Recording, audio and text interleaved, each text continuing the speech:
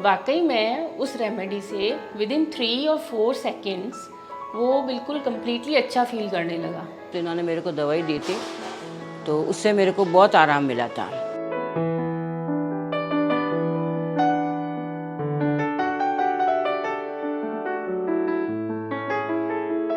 मुझे आपको ये बताते हुए आज बेहद खुशी हो रही है कि फरवरी 2019 से बैकफ्लावर रेमेडी सीखने की मेरी एक यात्रा आरंभ हुई थी। वो इसी 6 अप्रैल 2022 को उसके एक पड़ाव पर मैं पहुंच गया कि मैंने BFRP और लेवल 3 की परीक्षा पास की और इंग्लैंड के इंटरनेशनल सेंटर बाक सेंटर ऑफ यूके से मैंने बैकफ्लावर रजिस्टर्ड प्रैक्टिशनर होने का काम पूरा किया। ये बैकफ्लावर रेमेडी मेरा एक पैशन रहा, क्योंकि मैंने हमेशा ये सोचा है कि मानव जीवन में वैसे तो 7 सुख माने गए हैं, लेकिन पहला सुख निरोगी काया है। और अगर वो सुख व्यक्ति के पास है, उसकी काया निरोगी है, अगर वो स्वस्थ है, तो वह व्यक्ति बाकी के अपने 6 सुख भी अपने प्रयासों से प्राप्त कर सकता है। मैं जॉबनेस जैसी जगह में रहा जहाँ पर चिकित्सा सुविधाएं इतनी उपलब्ध नहीं थी, तो वहाँ पर मैंने होम्योपैथी, बायोकेमी जैसी चिकित्सा पद्धतियों के सहारे अपने और अपने परिवार के स्वास्थ्य का ध्यान रखा। हालांकि ऐसा नहीं है कि डॉक्टर्स के द्वारा या एलोपैथी का उपयोग नहीं किया, उनके एलोपैथी तो हमारी मेन स्ट्रीम चिकित्सा पद्धति है ही है, लेकिन अन्य जो चिकित्सा पद्धतियां हैं या उपचार की पद्धतियां हैं या जिनको हीलिंग सिस्टम हम कह सकते हैं, वे हीलिंग सिस्टम भी बहुत कारगर सिद्ध होते हैं। और बैकफ्लावर हीलिंग सिस्टम एक ऐसी पद्धति है जिसके कोई साइड इफेक्ट नहीं है और वो इतनी सरल और शुद्ध और पवित्र है। डॉक्टर एडवर्ड बैक के शब्दों में प्योर एंड सिंपल, इतनी शुद्ध और सरल है कि कोई भी व्यक्ति उसको सीख सकता है। इस पद्धति के बारे में जब मुझे पता चला तो मैंने इसका ज्ञान अर्जित करने का निश्चय किया और मैंने इसके जो 3 लेवल होते हैं, लेवल 1, लेवल 2 और लेवल 3, तीनों स्तर इसमें प्राप्त किए। और लेवल 1 मैंने दिल्ली से किया, लेवल 2 मैंने चेन्नई से किया और ये लेवल 3 मैंने ऑनलाइन शिक्षा पद्धति द्वारा यूके से जो ट्रेनर्स हैं उनके शिक्षा ग्रहण की और मैंने ये लेवल पूर्ण किया। और इस लेवल पूर्ण करने के बाद में हमें जो बैक सेंटर है यूके में माउंट वर्नॉन में, उसके द्वारा मुझे ये एक अंतर्राष्ट्रीय रजिस्टर में मेरा नाम दर्ज हुआ है और इसकी सहायता से मैं लोगों की मदद कर सकता हूँ। BFR हीलिंग पद्धति के बारे में थोड़ा और विस्तार से जाएं, उसके पहले मैं आपको ये बताना चाहूँगा कि इस पद्धति के आविष्कार करता हैं डॉक्टर एडवर्ड बैच, जो इंग्लैंड में एक MBBS डॉक्टर थे। बाद में उन्होंने होम्योपैथी की चिकित्सा आरंभ की और उनको लगा कि नहीं, अभी मानव स्वास्थ्य के लिए एक ऐसी चिकित्सीय पद्धति की खोज आवश्यक है जो बहुत सरल हो, इतनी सरल हो और शुद्ध हो और बिना किसी हानिकारक प्रभाव के हो। तो उन्होंने एक 38 फूलों के द्वारा एक चिकित्सा पद्धति की खोज की, जिसको हम बैकफ्लावर रेमेडी सिस्टम कहते हैं या BFR कहते हैं। ये जो 38 प्रकार के एसेंसेस हैं, जिनमें 37 फ्लावर्स हैं और एक रॉक वाटर है, उसमें डॉक्टर एडवर्ड बैच ने 7 प्रकार की कैटेगरीज को कुल रिकॉग्नाइज किया है, जिसमें हम कह सकते हैं कि भय, फियर, अकेलापन, लोनलीनेस, दूसरों की बातों का प्रभाव, बाहर के वातावरण में एडजस्ट न होना, क्रोध, स्ट्रेस, तनाव, इस प्रकार की 7 कैटेगरीज को उन्होंने आइडेंटिफाई किया और इन 7 कैटेगरीज में ही 38 प्रकार के भावनात्मक विचलन को कैटेगराइज किया। अब हम ये समझने की कोशिश करेंगे कि बैकफ्लावर रेमेडी क्या है। ये चिकित्सा पद्धति इस सिद्धांत पर आधारित है कि मनुष्य के जितने भी रोग होते हैं, वे सब रोग किसी न किसी भावना यानी इमोशंस के असंतुलन के कारण होते हैं। इमोशंस के असंतुलन को अगर हम संतुलित कर पाएं, तो डॉक्टर एडवर्ड बैच का ये मानना था कि वह रोग स्वतः ही ठीक हो जाता है। इस चिकित्सा पद्धति में 37 तो फूल हैं पूरे वनस्पति जगत के और एक रॉक वाटर है। कुल मिलाकर 38 इसमें एसेंसेस हैं जिनका उपयोग इमोशंस को बैलेंस करने के लिए किया जाता है। इन एलोपैथिक डिस्क्रिप्शंस के बजाय जो बैकफ्लावर रेमेडी का उपचारक या हीलर होता है वो ये जानने की कोशिश करता है कि उस व्यक्ति में वस्तुतः किस प्रकार के इमोशन का असंतुलन हुआ है। वो 38 में से कुल मिलाकर 7 हो सकते हैं अधिकतम, एक वक्त में अधिकतम 7 इमोशन को हम असंतुलित मान सकते हैं और उसके माध्यम से एक उसका व्यक्तिगत पर्सनल मिक्स तैयार किया जाता है जिसके सेवन से वो अपना इमोशनल बैलेंस को पुनः प्राप्त करता है। मेरा नाम सौमित्र है। मैं दादाजी के साथ दवाई बनाने में हेल्प करता हूँ। मैंने BFR का L1 लेवल 1 इंटरमीडिएट कोर्स किया है और मैं दादाजी की मदद से ही BFR से जुड़ा। BFR में इस्तेमाल किए जाने वाले फूलों की बेसिक जानकारी दी जाती है L1 कोर्स में। मैंने कई लोगों को इससे ठीक होते हुए देखा है। मेरे हस्बैंड BFR का पद्धति से इलाज करते हैं तो मेरे बाल बहुत झड़ने लग गए थे। तो मैंने उनको बोला एक बार कि उन्होंने कहा कि डॉक्टर को दिखाने की कहाँ ज़रूरत है, मैं दवाई देता हूँ। तो मैंने कहा तो दीजिए। तो इन्होंने मेरे को दवाई दी थी तो उससे मेरे को बहुत आराम मिला था। और एक ये है कि मेरे भाई की डेथ हो गई थी कोरोना में, तो मेरे को रात भर नींद नहीं आती थी, मैं बहुत स्ट्रेस में रहती थी।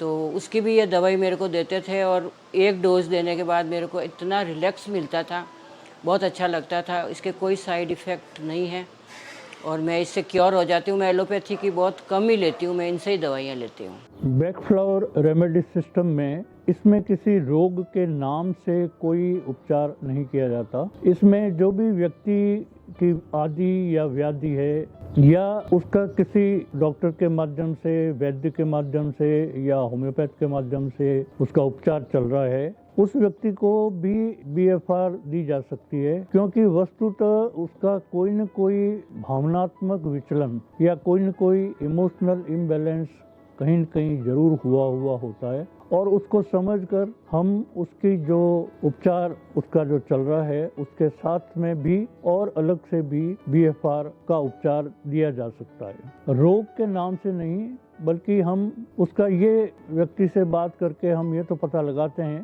कि उसको क्या तकलीफ है, उसको किस प्रकार के पीड़ाएं हैं, उसको डिजीजेस का क्या नाम भी दिया गया है वो जरूर पूछ लेते हैं। लेकिन जो उपचार, जो हीलिंग सिस्टम है, जो हीलिंग दी जाती है वो केवल और केवल भावनात्मक विचलन या इमोशनल इम्बैलेंस को पुनः संतुलित करने के लिए दी जाती है।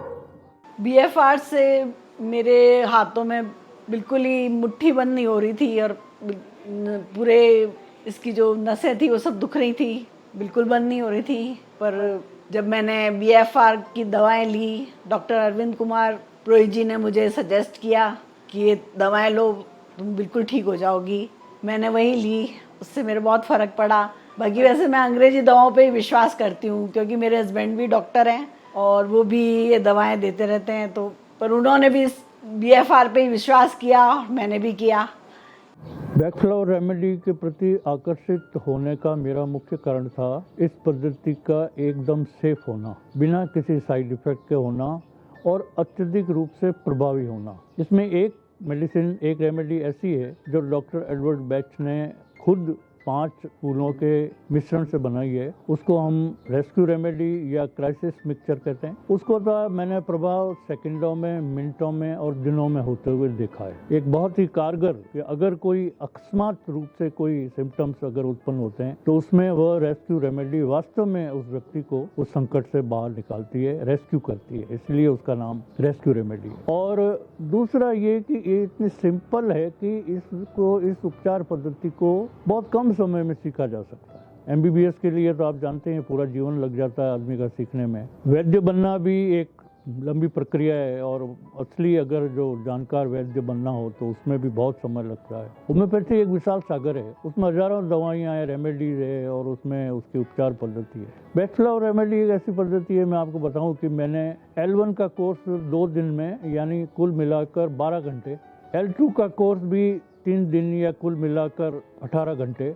हाँ, लेवल 3 में ज़रूर ऑनलाइन कोर्स में मुझे 7 महीने का समय लगा, लेकिन उसमें भी जो टीचिंग आवर जो 17 को 18 को 6 से गुणा करके देख लें तो समय उतना ही लगता है। कुल मिलाकर ये चिकित्सा पद्धति एक ऐसी पद्धति है जो प्रत्येक व्यक्ति इसमें सीख सकता है और इसमें मैं आपको बताऊं कि जो हमारे ट्रेनर्स और जो शिक्षक होते हैं या जो यूके का जो बेट सेंटर है, वो इस बात पर महत्व देता है कि उस व्यक्ति का उपचार करना ही महत्वपूर्ण नहीं है, उस व्यक्ति को अपने स्वास्थ्य की जिम्मेदारी खुद लेनी है। इसलिए ये प्रमुख रूप से सेल्फ हेल्प चिकित्सा पद्धति है और इसमें वो जो उपचारक एक बार किसी व्यक्ति की मदद करता है तो वो इस बात को रेखांकित भी करता है कि आप अगर चाहो तो इस पद्धति को, सरल पद्धति को सीख कर कम से कम आप अपने खुद का और फिर बाद में थोड़ा अनुभव प्राप्त करने के बाद में अपने मित्रों का और अपने परिवारजनों का आप इस बेड फ्लावर सिस्टम से आप हील कर सकते हैं, उनकी मदद कर सकते हैं। इसमें सबसे एक इम्पॉर्टेंट बात यह भी है कि इसमें किसी भी चीज़ से कोई एंटागोनाइज नहीं है।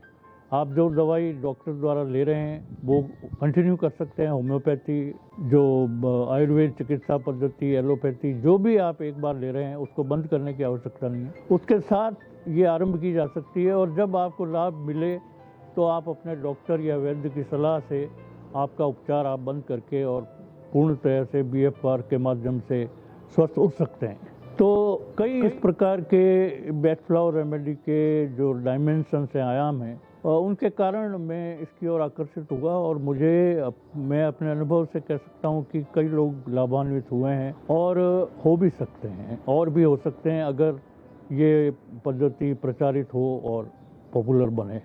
हमें जो डॉक्टर साहब के द्वारा दवाइयाँ दी गई वो सिर्फ हमसे सामान्य बातचीत करके हमारे विचार, हमारी समस्या को जानकर उससे संबंध में पूरा उन्होंने हमसे इंटरव्यू लेके उसका निदान कर दिया। बिल्कुल मुझे थोड़ी सी एंजाइटी की प्रॉब्लम हो गई थी तो उसके लिए मैंने इससे ट्रीटमेंट लिया और शायद सप्ताह 10 दिन में ही मुझे फ़र्क महसूस हो गया। सामान्य रूप से प्रत्येक व्यक्ति इमोशंस के बारे में समझता है।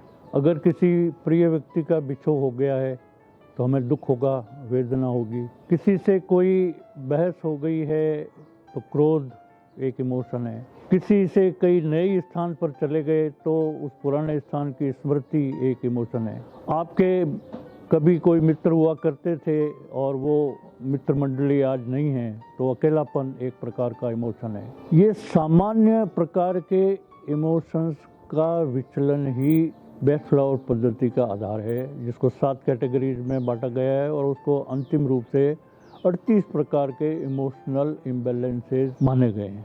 मुख्य बात इसमें यह है कि सारे इमोशंस व्यक्ति के जीवन में जरूरी हैं। इसमें किसी भी इमोशंस के ऊपर अच्छे या बुरे, गुण या दुर्गुण का कोई लेबल इसमें नहीं लगाया जाता। इसमें सिर्फ ये देखा जाता है कि कौन से प्रकार का इमोशन ऐसा हो गया है जिससे उस व्यक्ति के अंदर रोग उत्पन्न हो रहा है, वो उसके परेशानी का सबब है। उस परेशानी के सबब का जो आइडेंटिफिकेशन करना है, उसको रिकॉग्नाइज करना है, उसकी पहचान करके और उसको बेड फ्लावर रेमेडी देनी है और उसी के द्वारा उस व्यक्ति का उपचार होता है। आज के ज़माने में आप कहीं भी जाएंगे तो आप सुनेंगे, अरे यार आजकल हमारे स्ट्रेस बहुत है। अब स्ट्रेस का क्या मतलब है? बेड फ्लावर पद्धति में अगर हम स्ट्रेस को समझें तो वो आपसे पूछेंगे कि भाई स्ट्रेस ऑफिस में है, क्या आपका बॉस आपके साथ व्यवहार ठीक नहीं कर रहा है? क्या आपके कलीग्स आपके साथ अच्छा व्यवहार नहीं कर रहे हैं? क्या आपको अपने सहयोगियों की जो कार्य प्रणाली है वो आपको पसंद नहीं आ रही है?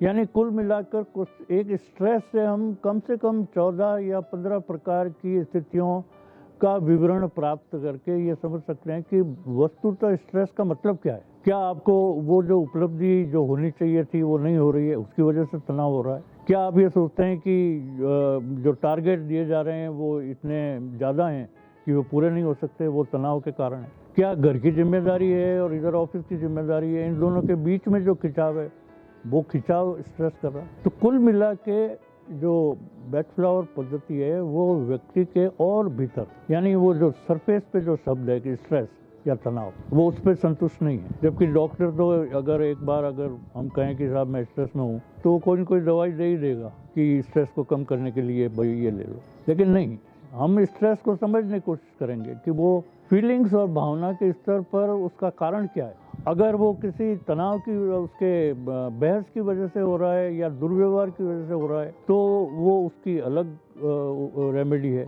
कुल मिला के ये एक पूरी तरह से बेस्ट फ्लावर रेमेडी सिस्टम व्यक्ति के भीतर झांकना है, और वो व्यक्ति खुद उसको जब वो बात करता है तो उसको खुद पता लगता है कि उसकी वस्तुतः उसका जो जेनेसिस है, जो मानसिक विचलन का वो जेनेसिस, वो स्रोत वो कहाँ है, और उसके कारण उसको कॉन्फिडेंस आता है और वो उसके बाद में इस रेमेडी से उसको मदद मिलती है और वो ठीक होता है।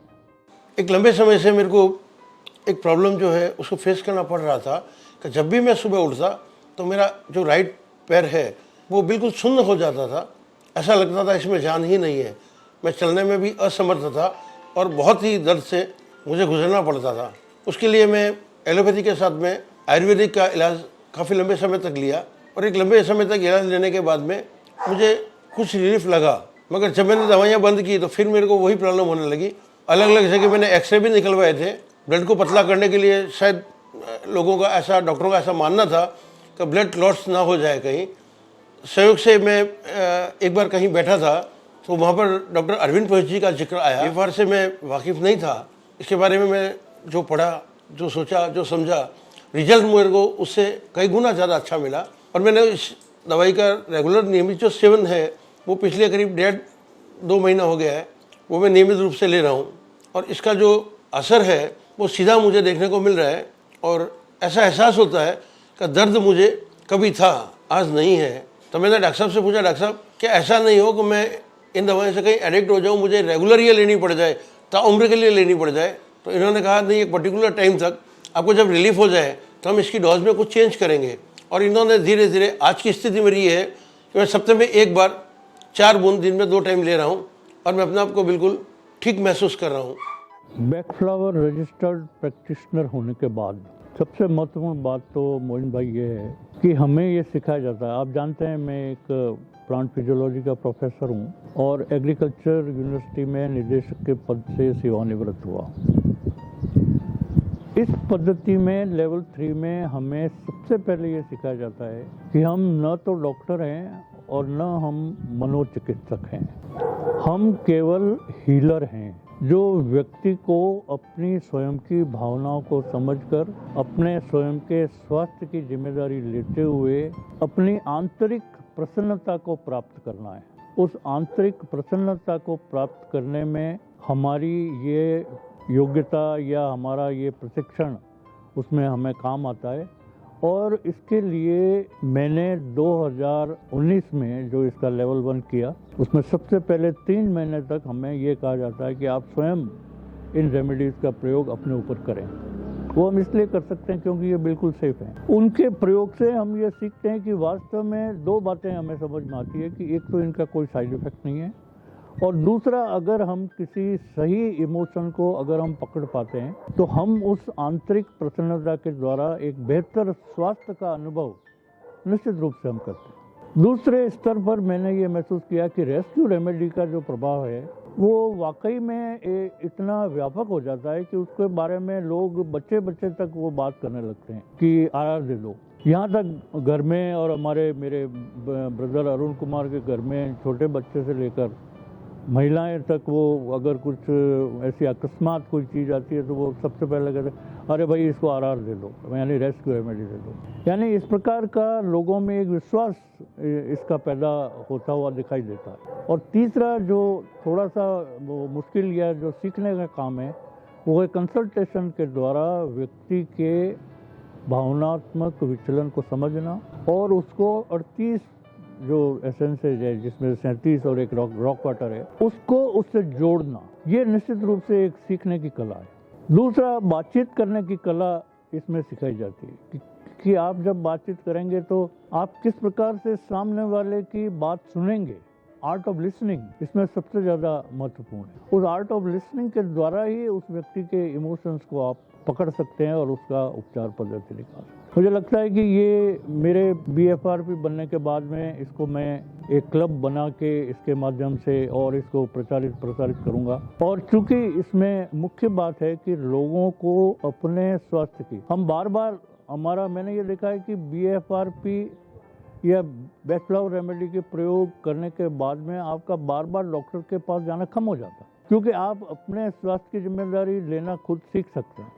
ऐसा नहीं है कि हम कभी डॉक्टर के पास जाएंगे ही नहीं, रूल आउट नहीं है। इसमें हम जहाँ भी आवश्यकता होगी रेस्क्यू रेमेडी, इवन अगर किसी को हार्ट अटैक आया है तो रेस्क्यू रेमेडी उसको आधे घंटे का टाइम देगी कि आप डॉक्टर के पास उसको ले जा सकें। तो इस पद्धति के माध्यम से सबसे महत्वपूर्ण बात है अपने स्वास्थ्य की जिम्मेदारी खुद लेना। दूसरा ये समझना कि अगर हम आंतरिक रूप से जितने संतुष्ट और जितने प्रसन्न हैं उतने ही स्वास्थ्य के हम करीब हैं। ये इसकी सबसे महत्वपूर्ण बात है कि अगर व्यक्ति 24 घंटे में, एक सप्ताह में, एक महीने में 24 घंटे में जितने घंटे ज़्यादा देर, सप्ताह में जितने दिन, महीने में जितने दिन वो प्रसन्न रहता है, अपने कार्य में रुचि लेता है और प्रसन्नतापूर्वक अपना दिन व्यतीत करता है, तो वो एक आम बात है। आप भी इसको कह सकते हैं कि वो व्यक्ति ज़्यादा स्वस्थ रहेगा। जी, मैं डॉक्टर मनीष पुरोहित हूँ। मैं सीनियर वेटनरी ऑफिसर हूँ और जोधपुर में मेरा निवास स्थान है। BFR जो है बैक फ्लावर थेरेपी है। हालांकि बहुत पुरानी थेरेपी है, 40s में इनिशियली ये इंट्रोड्यूस हो गई थी, लेकिन मुझे रिसेंटली पता चला जब कोरोना से मैं ग्रसित हुआ और उस दौरान मेरे टेस्ट चले गए थे, स्मेल, टेस्ट, फ्लेवर कुछ नहीं आ रहा था और पानी भी पी रहा था तो बहुत ही अजीब सा लग रहा था, ये क्या हो रहा है, व्हाट एम आई ड्रिंकिंग और समथिंग लाइक। और तब सबसे पहले डॉक्टर अरविंद जी ने मुझे BFR की रेस्क्यू रेमेडी दी, RR, और उसको लेने के वो मैंने 4-4 ड्रॉप्स ली दिन में 4 बार। एक ही दिन में मेरे वो सारे जो सेंसेस हैं वो वापस आए। तो उस दिन से मुझे इस थेरेपी में थोड़ा विश्वास हुआ। उससे पहले मेरे संशय था, हो सकता है कोई प्लेसिबो है या इस तरह का। फिर मैंने उसके बारे में थोड़ा और जानकारी ली, नेट पे भी सर्च किया तो मुझे काफ़ी पेपर्स मिले जिसमें स्पेशली मेंशन मैं करना चाहूँगा कि वेटनरी वर्ल्ड में जो BFR को यूज़ किया है वो बहुत सारे मुझे पेपर्स मिले जिससे ये प्रूव हो रहा था कि ये कोई साइकोसोमेटिक या कोई प्लेसिबो इफ़ेक्ट नहीं है। जब ह्यूमंस में होता है तो क्या होता है कि दिमागी कोई वो कि भाई ये दवा लेने से तुम्हें फ़र्क पड़ जाएगा, उससे भी फ़र्क पड़ जाता है, लेकिन जब जानवरों पर उन दवाओं का असर होने लगता है तब मुझे लगता है कि नहीं, इसमें कुछ बात है। तो आई फील के देयर इज़ समथिंग और it is more than any placebo. चिकित्सा या उपचार करना एक ऐसा काम है जो मूल रूप से आत्मसंतुष्टि के लिए किया जाता है, लेकिन हर चीज़ की कीमत होती है। जो BFR के एसेंसेज हैं वो इंग्लैंड से इंपोर्ट होते हैं, फिर उसमें दवाई बनाने का खर्चा आता है, फिर उसमें व्यक्ति के वक्त का पैसा लगता है। तो ऐसा नहीं है कि इसमें जो BFR हीलर है वो केवल आत्मसंतुष्टि के लिए ही काम करेगा, लेकिन इसकी जो शुल्क या जो फीस या जो सर्विस चार्जेज हैं वो एक होम्योपैथी के चिकित्सक के अनुरूप ही उसमें होते हैं। भारतवर्ष में बैक फ्लावर रेमेडी अभी इतनी लोकप्रिय नहीं हुई है। राजस्थान में मुझे ये बताते हुए खुशी होती है कि मैं राजस्थान का प्रथम BFRP हूँ, यानी राजस्थान में प्रथम बैक फ्लावर रजिस्टर्ड प्रैक्टिशनर हूँ। तो मुझे ये लगता है कि इसके जो फीस स्ट्रक्चर है वो एक होम्योपैथ के बराबर है, और जो अच्छे से अच्छा होम्योपैथ आज जोधपुर में है या राजस्थान में है या जयपुर में है, वो दवाई के साथ कंसल्टेशन मिला के 300 से 500 रुपये तक वो लेता है, और उसमें उसके कंसल्टेशन का जो समय है वो आधा से 1 घंटे तक का होता है, और वो 2 से 3 वो इसमें दवाई जो देता है वो इस सब में शामिल होती है।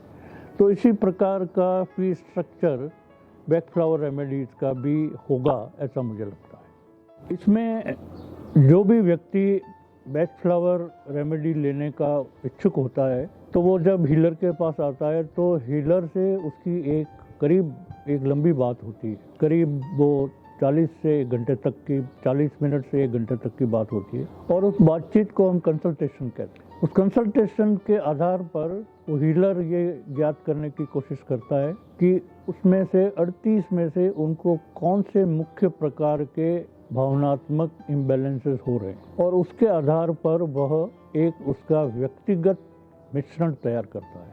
मुख्य बात यह है कि इसमें किसी भी एक रोग का कोई जनरल ट्रीटमेंट नहीं है, इसमें व्यक्ति विशेष का अपना एक अलग मिक्सचर बनेगा, और उस अलग मिक्सचर को लेना इतना सरल है कि एसेंस की मात्र 2 छोटी बूंदें 30 ml पानी में मिलाई जाती है और वो पानी भी शुद्ध घड़े का या स्प्रिंग वाटर होता है और उसमें से फिर 4 बूंदें दिन में 4 बार वो व्यक्ति लेता है। मूल रूप से हम ये मानते हैं कि वह रोग 3 सप्ताह में ठीक हो जाना चाहिए, लेकिन अगर वो बहुत पुराना जीर्ण या क्रॉनिक रोग है तो उसमें कुछ समय अधिक भी लग सकता है। इसमें कौन से रोग ठीक होंगे इसकी कोई निश्चित सूची नहीं है। डॉक्टर एडवर्ड बैच ये मानते हैं कि जितने भी प्रकार के रोग हैं उनका कारण व्यक्ति का भावनात्मक असंतुलन होना है। आज की हमारी एलोपैथी या जो मॉडर्न चिकित्सा पद्धति है वो भी ये कह रही है कि 80% रोगों का स्रोत साइकोसोमेटिक है, यानी मन काय उसके कारण है। तो डॉक्टर एडवर्ड बैच ने इसमें मन और भावना और फीलिंग को एक अत्यधिक महत्व देते हुए इस पद्धति को स्थापित किया और तब से ये पूरे विश्व में ये लोकप्रिय हो रही है। शायद कहीं ना कहीं मैं अपने बेटे की पढ़ाई को लेकर या घर परिवार में जो भी छोटी मोटी बातें हो जाती हैं वो कहीं हमें हर्ट कर जाती हैं, हम एक्सप्रेस नहीं कर पाते, तो उस वजह से ये शायद वो इमोशन जो कहीं दब जाते हैं वो सिरदर्द के रूप में बाहर निकल रहे हैं। और उन्होंने एक दवा मुझे सुझाई, उससे लेने से मुझे काफ़ी आराम मिला और फिर मुझे इसको जानने में, समझने में, सीखने में रुचि पैदा हो गई। और अब मैं मेरे फादर से थोड़ा थोड़ा सीखना भी मैंने शुरू किया है और उनसे बातचीत करके मुझे ये भी पता चला कि ये हमारा ओवरऑल जो शरीर और मन दोनों को सकारात्मक बनाए रखने के लिए भी BFR पद्धति बहुत ज़्यादा उपयोगी सिद्ध हुई है। इसलिए भी मैं इसमें ज़्यादा इंटरेस्टेड रही, क्योंकि मैं ज़रूरी नहीं है कि हम किसी बीमारी का ही इलाज करें हमेशा। अगर हम मन और शरीर दोनों से स्वस्थ रहें तो शायद हम किसी बीमारी से परिचित भी नहीं होंगे। इसलिए मेरी इसमें रुचि बढ़ी और मैं चाहती हूँ कि मेरा शरीर और मन और आत्मा तीनों लेवल पे मैं एकदम स्वस्थ रहूँ। और BFR से मुझे जो भी दवाइयाँ मेरे पापा ने मुझे दी उससे मुझे बहुत फ़ायदा हुआ और मेरा विश्वास और बढ़ता गया। बैकफ्लावर रेमेडी सिस्टम में साइड इफ़ेक्ट बिल्कुल नहीं है। ये मैंने अपने खुद के अनुभव से पिछले 3 साल से मैं अपने खुद के ऊपर, अपने परिवार के साथ, अपने मित्रों के साथ बैकफ्लावर रेमेडीज़ का उपयोग कर रहा हूँ। इसमें किसी ने भी इसके किसी भी साइड इफ़ेक्ट के बारे में नहीं बताया। हाँ, 1-2 मामले ज़रूर ऐसे आए जिसमें उनको लगा कि कुछ अनप्लेजेंट फीलिंग हो रही है। उसका कारण कभी कभी लाखों में एक या हजारों में एक केस ऐसा हो सकता है कि अगर उस व्यक्ति की मानसिक स्थिति में बहुत सारे इमोशंस असंतुलित हैं तो उस बैकफ्लावर रेमेडी के कारण जब वो संतुलन को प्राप्त करने की स्थिति में आता है तो उसके भीतर एक सामंजस्य की स्थिति उत्पन्न होने के लिए एक स्थिति बनती है, जो कई बार मतलब बहुत कम बार, हजारों में एक केस ऐसा हो सकता है कि वो उसको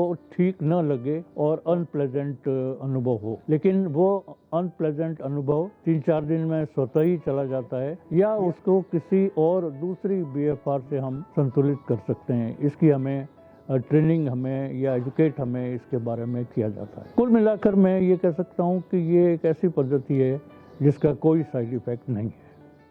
आपको हमारी कहानी कैसी लगी हमें कमेंट करके जरूर बताएं और यदि आप पहली बार हमारे चैनल पर आएँ तो चैनल को सब्सक्राइब करें। हम आपके लिए ऐसी ही मोटिवेशनल कहानियाँ लेकर आते रहते हैं।